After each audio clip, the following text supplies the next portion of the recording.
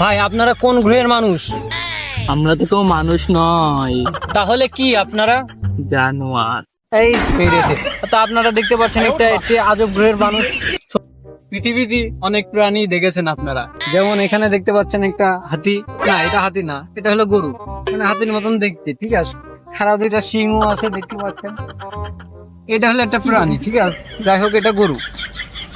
আর এদিকে দেখতে পাচ্ছেন এই যে ওইটা হলো ছাগল। হ্যাঁ, তা আপনি এখানে কি খাচ্ছেন? ও বলেছে মনে মনে, তোমরা শুনতে পাওনি। ও বলেছে যে আমরা এখানে ঘাস খাচ্ছি। হ্যাঁ, তো এখানে অনেক প্রাণী আছে। এখন আপনাদেরকে আরো একটি আজব প্রাণী দেখাবো। তো চলুন প্রাণীটা আমরা দেখে আসি।